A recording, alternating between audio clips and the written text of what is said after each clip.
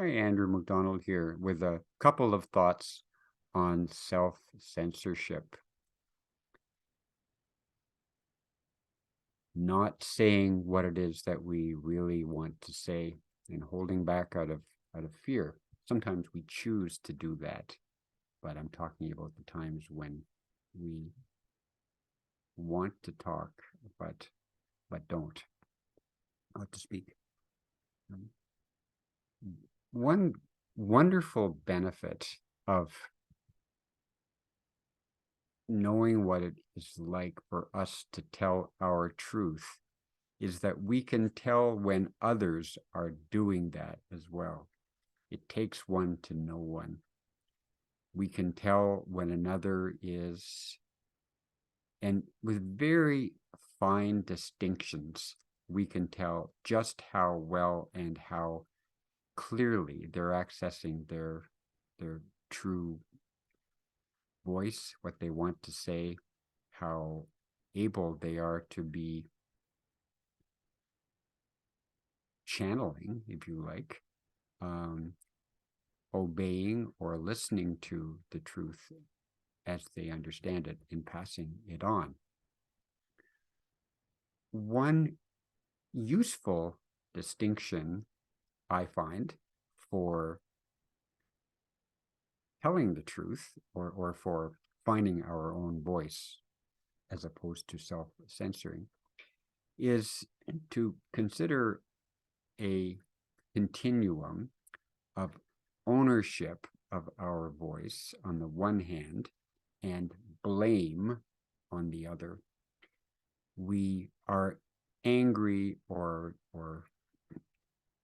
unhappy with people who are speaking their voice. We don't like how they're doing it or what they're saying.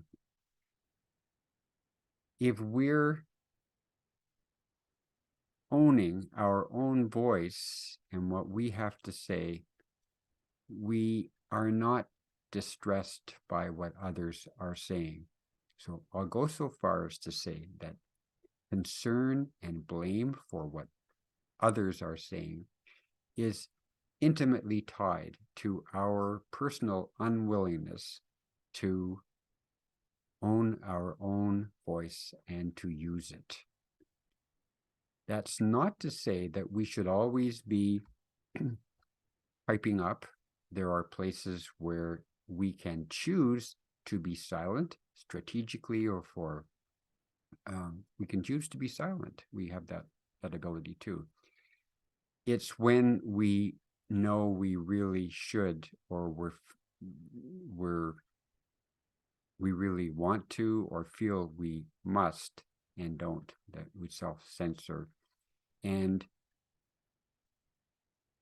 because it's so tied to the blame phenomenon, and we see so much of that in the world, we could say, or I think, that it's an indicator of just how much we don't own our own voice.